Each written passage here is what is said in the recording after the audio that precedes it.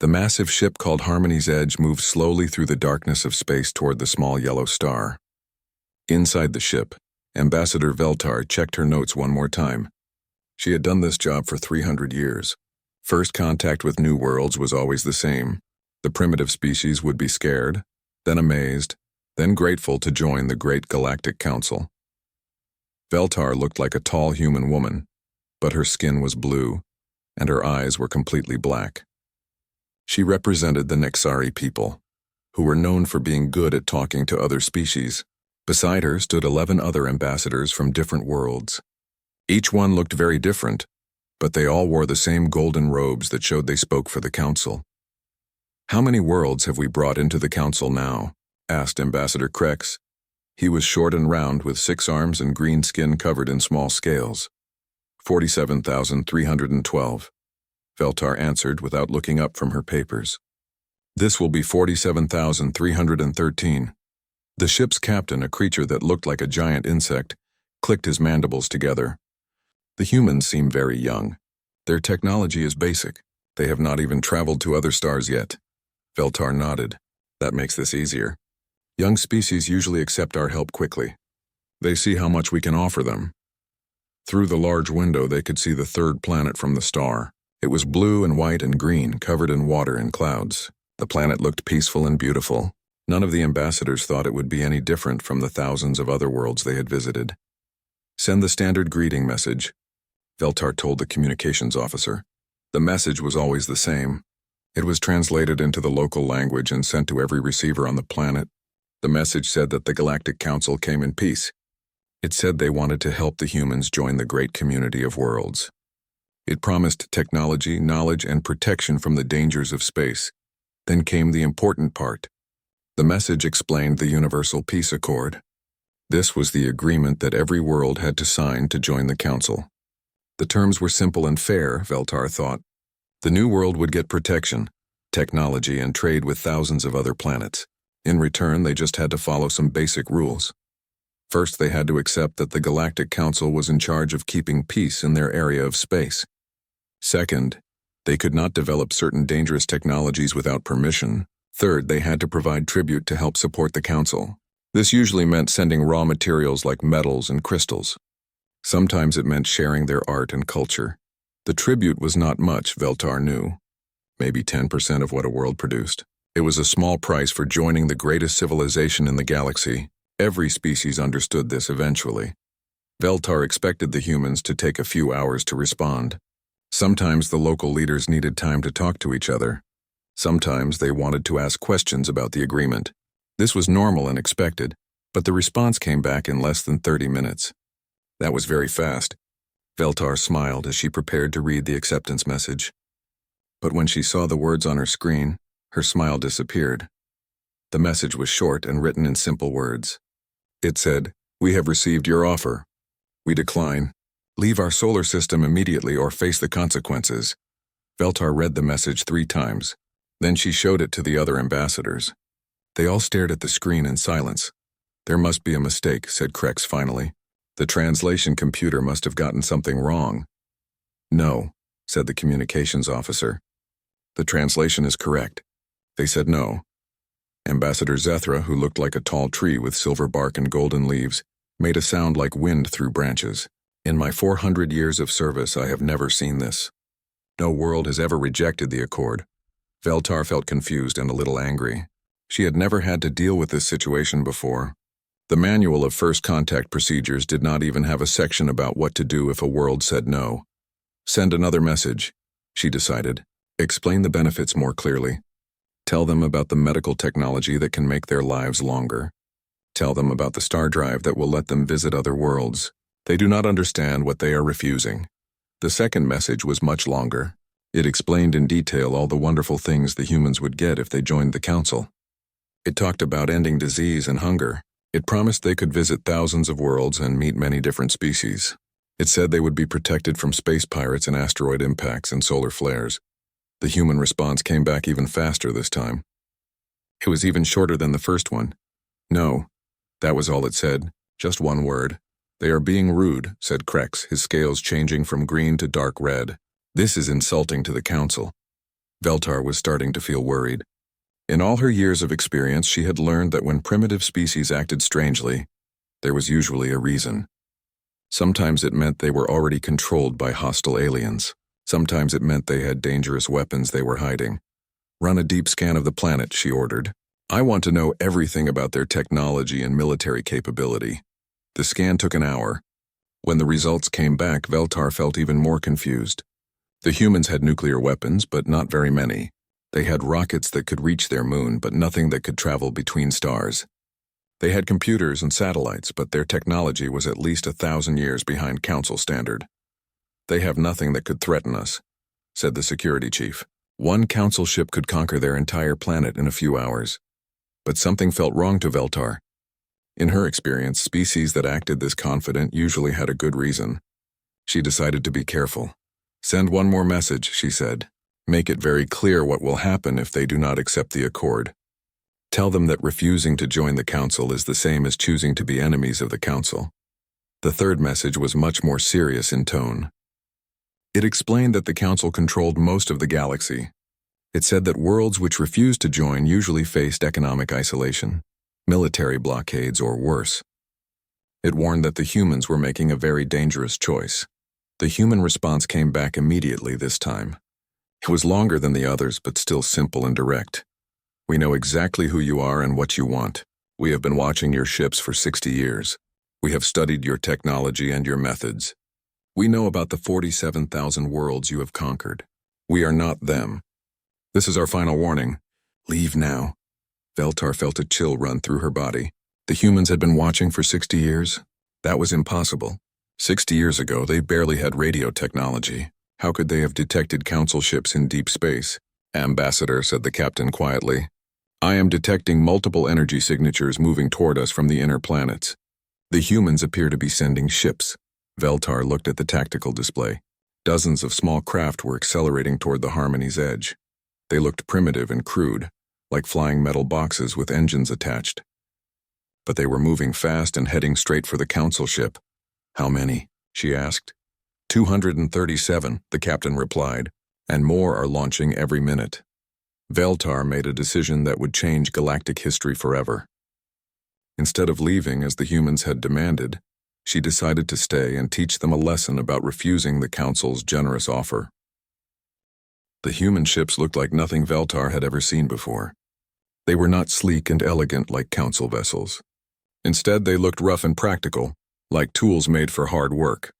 Some were clearly military fighters with weapons mounted on their hulls. Others looked like they had been civilian ships that were quickly armed with missiles and guns. "Should we activate our defenses?" asked the captain. Veltar thought for a moment. The Harmony's Edge was not a warship, but it had strong shields and some weapons for protection. It could easily handle a few primitive human craft. But there were so many of them now, and more kept coming. "Send out 3 scout ships," she decided. "Have them disable a few human vessels. Not destroy them, just stop their engines. That should show the humans what they are dealing with." 3 small Council ships flew out from the main vessel. They were fast and maneuverable, with energy weapons that could slice through primitive metal hulls like knives through paper. The scout ships moved toward the approaching human fleet with confidence. The first scout ship fired a precise energy beam at a human fighter. The beam should have cut through the ship's hull and disabled its engines. Instead, something impossible happened. The energy beam hit what looked like a shimmering barrier around the human ship and scattered harmlessly into space. "That is not possible," said the security chief. "Primitive species do not have shield technology," but they were seeing it with their own eyes. The human ships had shields. Not good shields, but shields that worked well enough to stop the scout ship's weapons.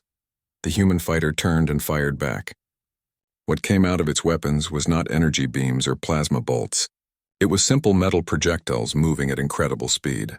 The bullets hit the Council scout ship's shields and passed right through them as if the shields were not there at all. The scout ship exploded in a bright flash of light. Everyone on the bridge of the Harmony's Edge stood in shocked silence. A primitive human craft had just destroyed a Council ship. That had never happened before in 50,000 years of galactic history. "Impossible," whispered Krex. His scales had turned from red to gray with fear. The other 2 scout ships tried to retreat, but the human fighters were faster than expected. More human ships joined the attack, firing clouds of metal projectiles and small nuclear missiles. Within minutes, all 3 Council scout ships were destroyed. Full defensive posture, Veltar ordered, her voice shaking. Activate all shields and weapons. The Harmony's edge was much larger and stronger than the scout ships. Its shields were powerful enough to stop asteroid impacts. Its weapons could destroy entire cities. Surely it could handle these primitive human craft. But as the human fleet got closer, Veltar began to understand that something was very wrong. These humans had been preparing for this moment for a long time. Their ships moved in perfect coordination, like they had practiced this exact battle many times before. Incoming transmission from the human fleet, said the communications officer. Put it on screen, Veltar said. The face that appeared was human, but harder and more determined than Veltar had expected. The man wore a military uniform and had gray hair and cold blue eyes. Behind him, Veltar could see the bridge of a human warship that was surprisingly advanced. I am Admiral Chen Wei of the United Earth Defense Force, the human said. You were warned to leave our system. You chose to stay and attack our ships. Now you will learn why that was a mistake. You cannot threaten us, Veltar replied, trying to sound confident. We represent the Galactic Council. We have ruled this galaxy for 50,000 years. Your entire species is nothing compared to our power. Admiral Chen smiled, but it was not a friendly smile. You mistake our youth for weakness. You mistake our independence for ignorance. We have been watching you for 60 years. We know exactly what you are. The transmission cut off, and immediately the human attack began. The first thing that hit the Harmony's edge was a massive kinetic projectile moving at a significant fraction of light speed. It was just a chunk of metal, but it was moving so fast that when it hit the ship's shields, it released as much energy as a nuclear bomb.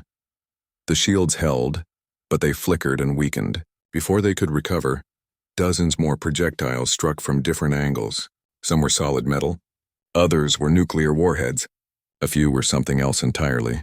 Weapons that seemed to disrupt the shield generators themselves. Shields at 60%, reported the security chief. How are they penetrating our defenses? Return fire, Veltar ordered. All weapons. The Harmony's edge unleashed its full arsenal. Energy beams lanced out toward the human ships, each one carrying enough power to level a mountain. Plasma missiles streaked through space, guided by advanced targeting systems that should have made them impossible to avoid. But the humans had studied Council weapons for decades. Their ships scattered in all directions, moving in patterns that seemed random but made the Council weapons miss again and again. When the energy beams did hit, the human ship's shields absorbed some of the damage and their armor plating absorbed the rest. More importantly, the humans kept attacking while they dodged. Their weapons were crude but effective. They fired solid metal projectiles that moved too fast for the Council's defense systems to track. They launched nuclear missiles that exploded close to the Harmony's edge and sent clouds of radioactive debris against the shields. Shields at 30%, the security chief reported. We are taking heavy damage. Veltar could not believe what was happening. One Council ship should be able to defeat an entire primitive civilization. But these humans were not fighting like a primitive civilization. They were fighting like they had been planning this battle for generations. Send a distress signal, she ordered. Tell the Council we need immediate military support. But before the message could be sent, something new appeared on the tactical display. It was huge, moving slowly toward them from the direction of the fourth planet. As it got closer, Veltar realized what she was looking at. It was an asteroid, but it had been hollowed out and turned into a weapon. The entire rock was covered with missile launchers and energy weapons. It was bigger than the Harmony's edge and bristling with enough firepower to destroy a small moon. By the ancient laws, whispered Ambassador Zethra, they have militarized their entire solar system. More contacts appeared on the screen. The humans had not just built a fleet of ships. They had turned asteroids into weapons platforms. They had covered their planets with defensive installations. They had prepared for war on a scale that no primitive species should have been capable of. Shields at 10%, the security chief said. We must retreat, but it was too late. The human fleet had surrounded them completely. Admiral Chen's voice came over the communications again. Surrender your vessel and prepare to be boarded. Your crew will be treated according to the laws of war. But your ship and its technology now belong to humanity. Veltar felt something she had never experienced before in 300 years of council service. She felt afraid, not just worried or concerned, but genuinely terrified. These humans were not just rejecting the council's offer, they were defeating the council in open battle. Never, she said into the communicator. The council does not surrender to primitives. Then you have chosen to die, Admiral Chen replied. I am sorry for that choice. The final attack came from all directions at once. The weaponized asteroid fired a beam of pure energy that shattered what remained of the Harmony's Edge's shields. Human fighters swarmed over the council ship, their weapons cutting through its hull like it was made of paper. The great diplomatic vessel of the Galactic Council, symbol of 50,000 years of peaceful expansion, broke apart and died in the cold vacuum of space. Veltar's last thought before the ship's atmosphere escaped into space was that the Council had made a terrible mistake. They had not discovered a primitive world ready to be conquered. They had found something much more dangerous. They had found humans. News of the Harmony's Edge traveled across the galaxy at the speed of light through the Council's quantum communication network. Within hours, every major world in the galaxy knew that humans had destroyed a Council diplomatic vessel. For the first time in 50,000 years, a primitive species had said no to the Galactic Council and made it stick. On the great ring world of Nexus Prime, capital of the Galactic Council, emergency sessions began immediately. The massive chamber where representatives from thousands of worlds gathered had not seen this much activity since the last Galactic War ended 30,000 years ago. High Counselor Vexhan, eldest of the Council leadership, stood at the center of the Great Hall. His species had been part of the Council since its founding, and he had personally overseen the integration of over 1,000 worlds. His forearms gestured angrily as he spoke to the assembled representatives. This cannot be allowed to stand, he declared. If one primitive world can reject our authority and destroy our ships, others will follow. We must respond with overwhelming force before this rebellion spreads. But not everyone agreed.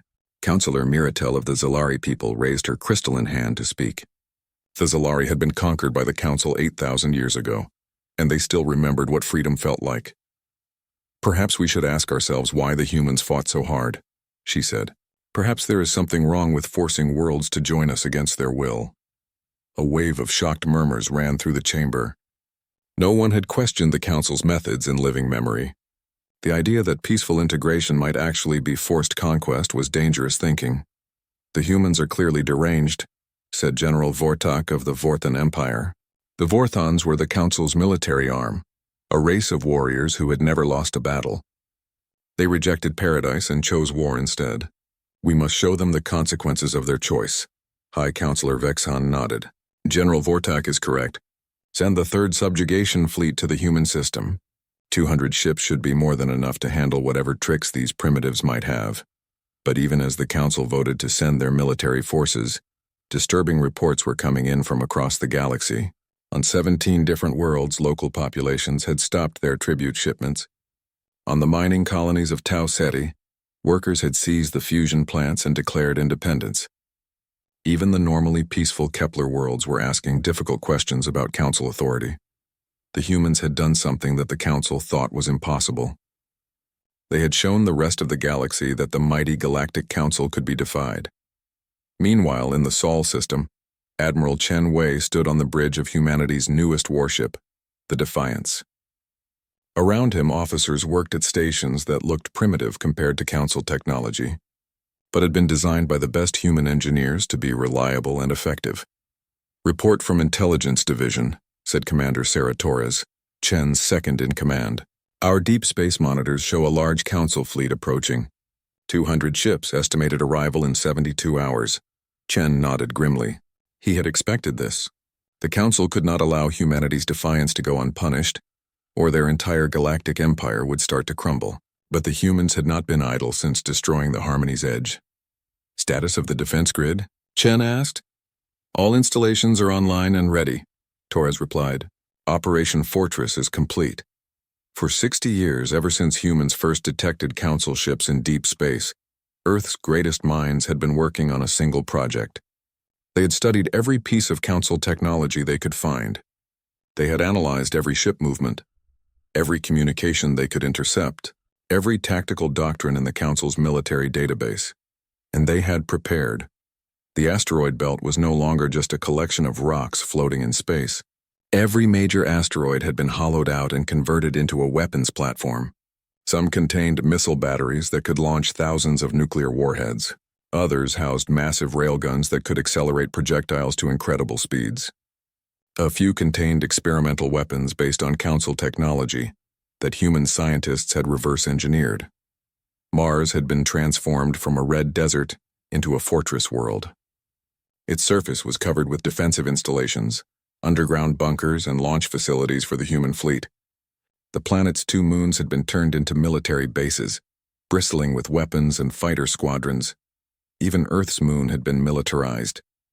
What looked like simple research stations from space were actually command centers and weapon control facilities. The lunar surface hid massive electromagnetic launchers that could send projectiles across the solar system with pinpoint accuracy. But the most important change was not visible from space.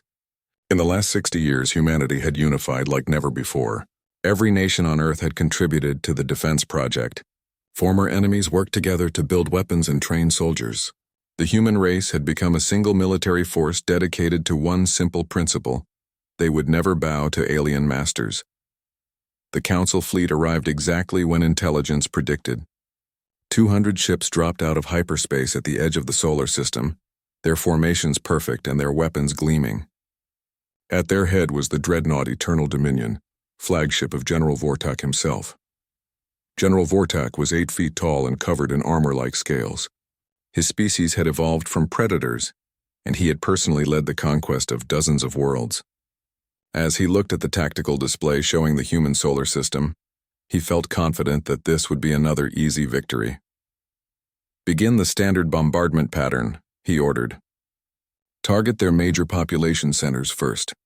Once they see their cities burning, they will surrender quickly."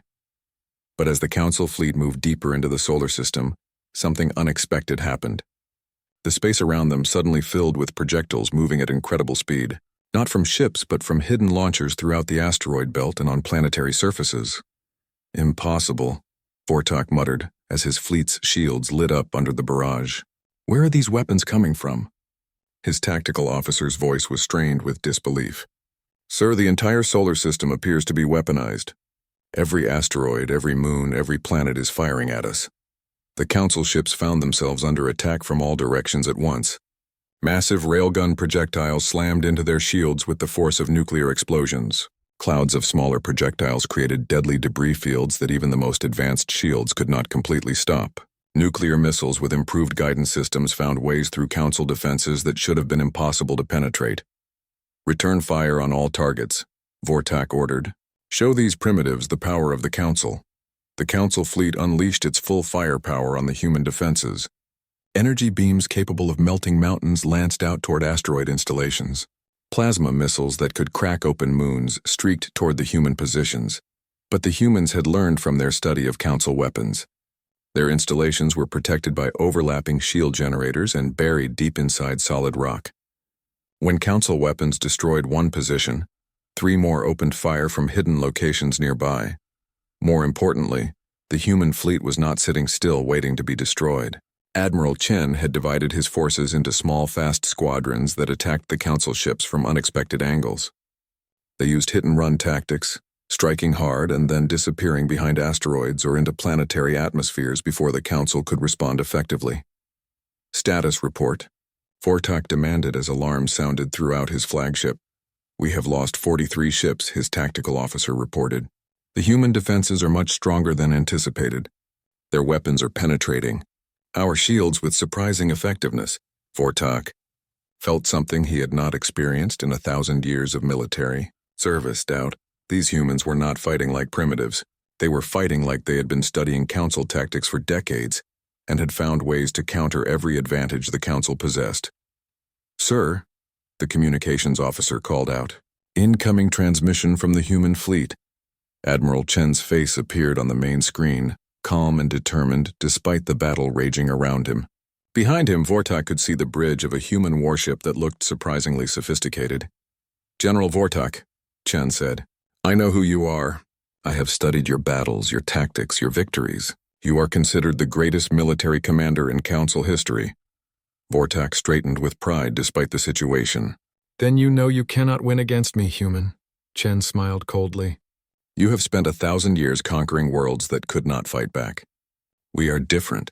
We have been preparing for this battle since before I was born. Every human in this system would rather die fighting than live as your slaves. Then die you shall, Vortak snarled. Perhaps, Chen admitted, but you will not survive to see it. And when word spreads across the galaxy that humans destroyed an entire council fleet, every enslaved world will know that freedom is possible. The transmission ended, and the battle continued with increased fury. But as the hours passed, Vortak began to realize that the humans were right. His mighty fleet, which had conquered countless worlds, was being slowly torn apart by primitive weapons wielded by a species that refused to surrender. When the Eterna, the destruction of the Third Subjugation Fleet, sent shockwaves through the galaxy that the Council could not contain.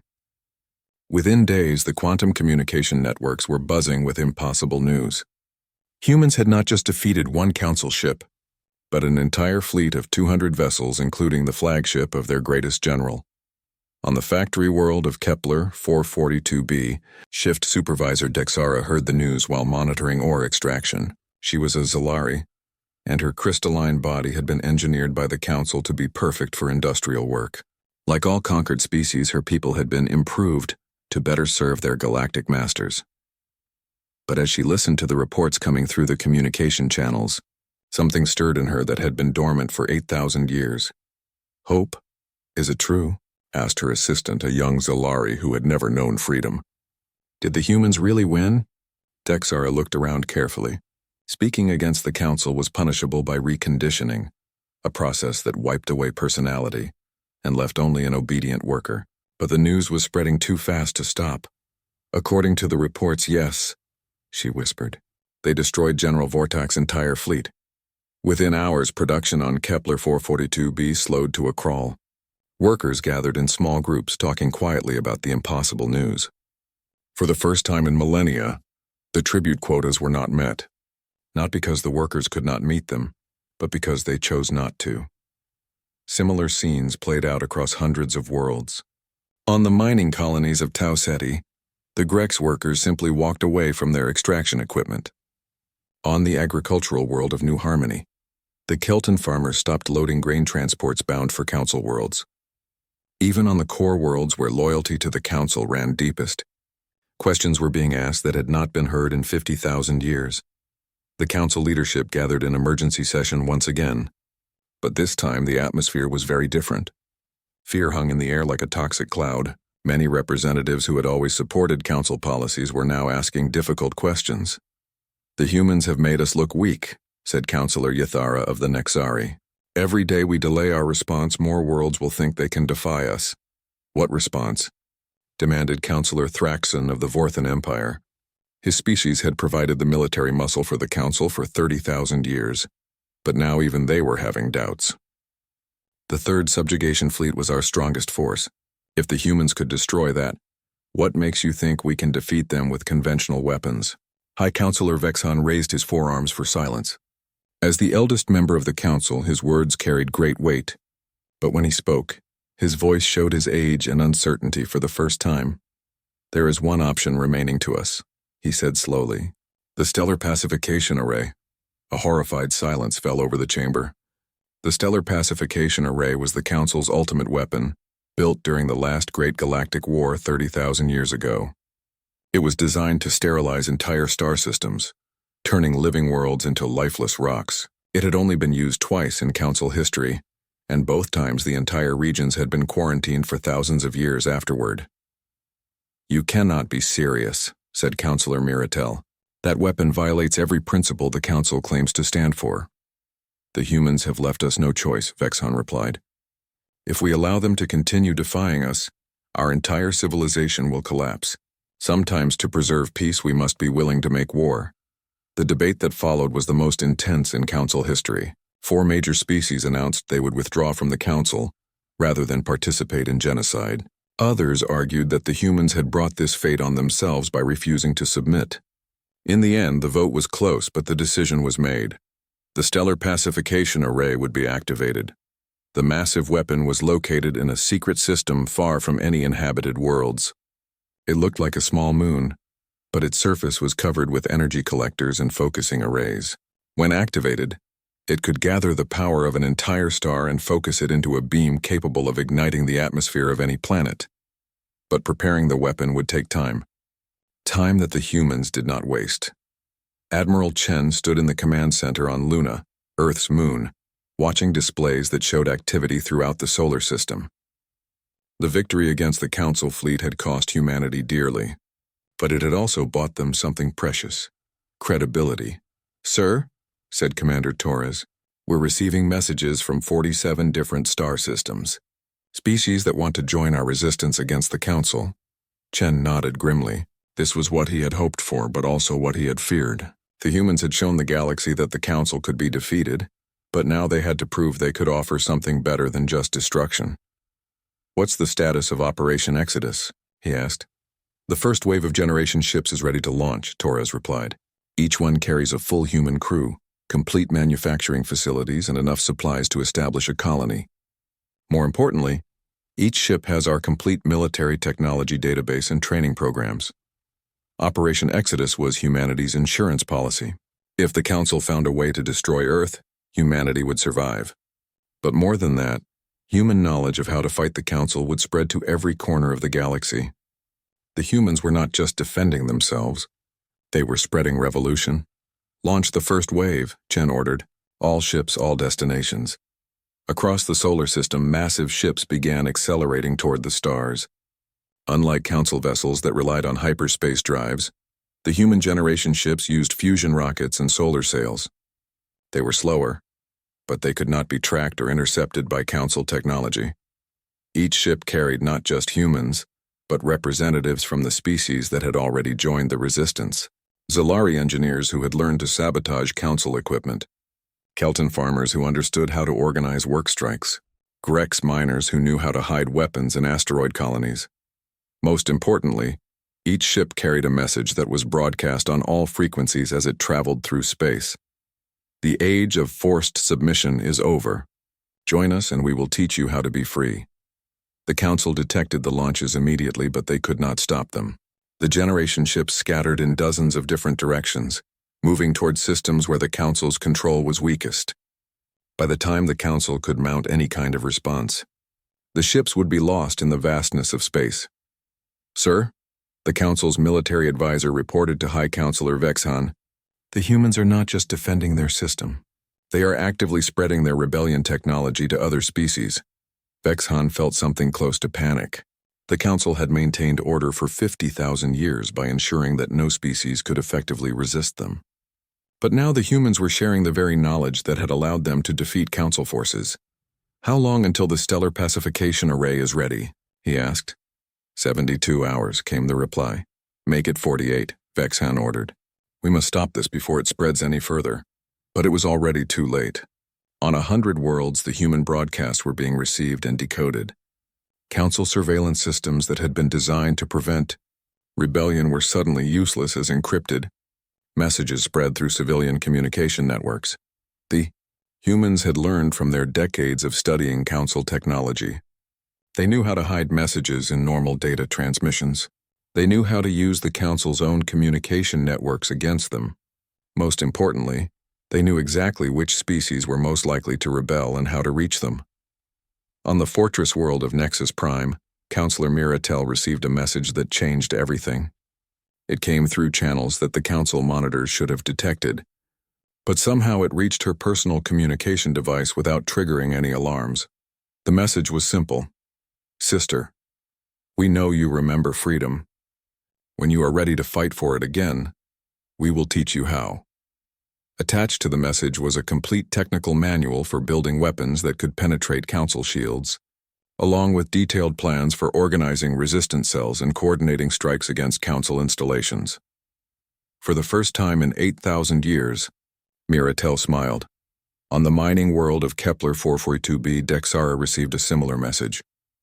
Within hours, she had shared it with every worker in her sector. By the end of the day, the entire planet had copies of the human resistance. Manual, the Council had spent 50,000 years building a galactic empire based on the idea that primitive species could never effectively resist their superior technology and organization, but the humans had proven that technology could be countered, and superior organization meant nothing against a species that was willing to sacrifice everything for freedom.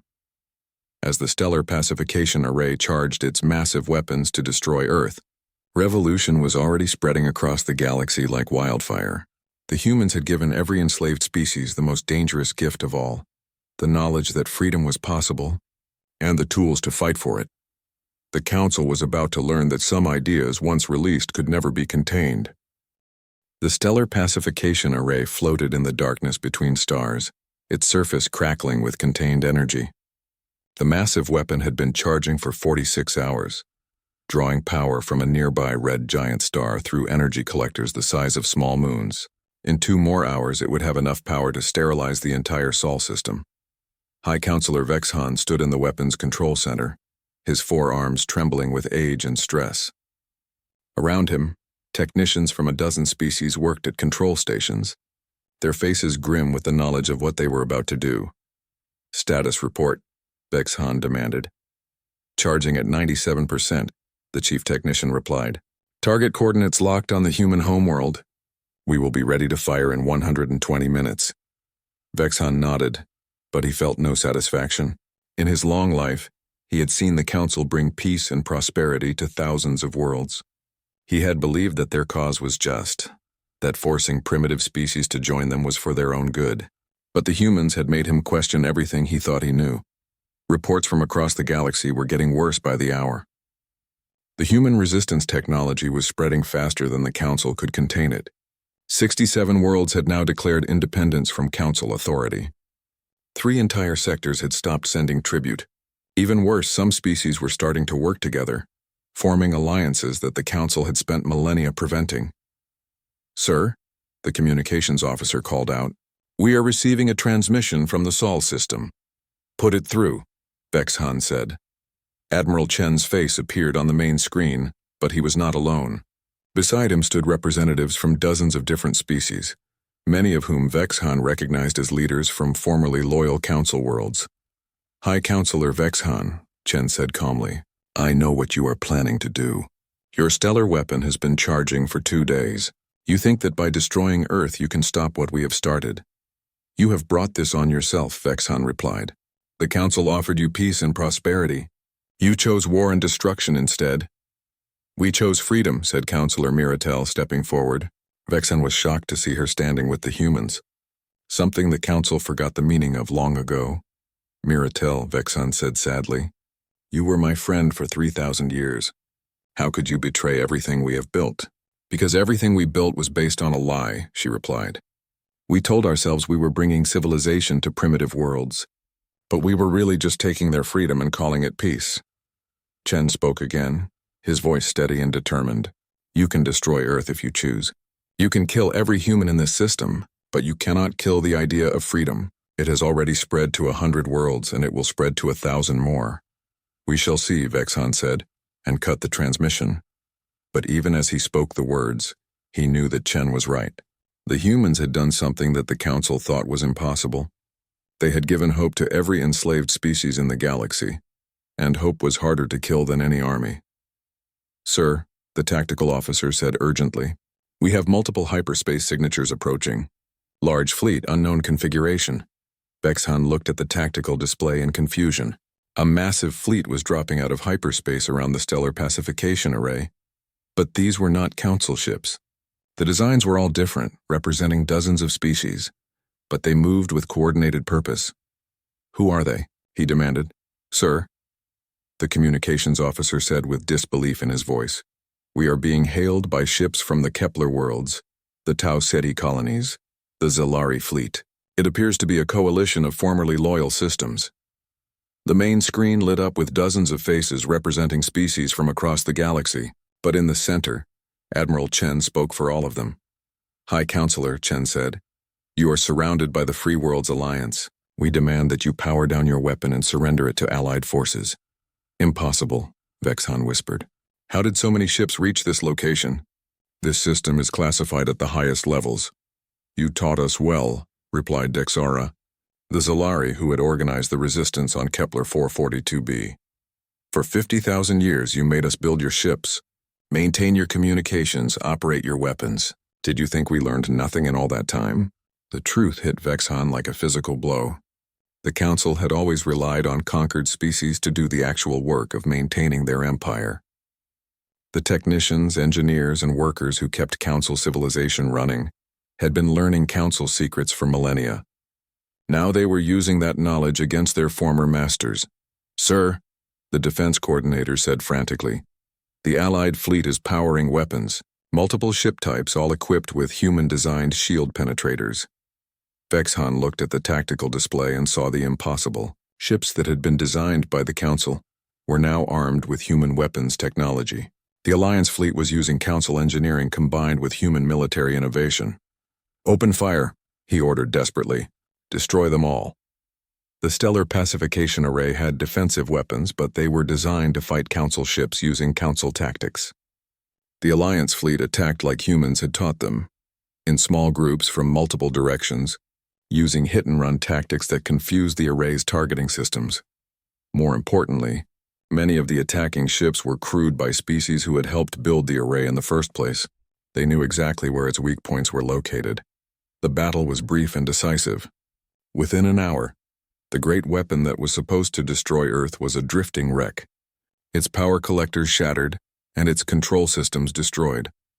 High Counselor Vexhan was captured alive, but his empire was already dead. Across the galaxy, the news spread faster than light through quantum communication networks that the Resistance had seized. The Council's ultimate weapon had been destroyed by the very species it had been built to intimidate. There was no longer any force in the galaxy that could stop the spread of freedom. On Earth, Admiral Chen stood in the same command center where he had begun humanity's war for independence. But now the displays showed something he had hardly dared to hope for. Reports were coming in from hundreds of worlds where the Council's authority had simply collapsed. Overnight. Status report, he asked Commander Torres. Complete success across all sectors, she replied with a smile. The Council's remaining loyal forces are surrendering without a fight. Most of their military leaders are asking for asylum with the Alliance. And the civilians? Chen asked. Even in victory, he wanted to minimize suffering. The surrender terms you proposed are being accepted everywhere. Former Council worlds can join the Alliance voluntarily, or remain independent with guaranteed protection. No one will be forced to join us. Chen nodded with satisfaction. That had been important to him from the beginning.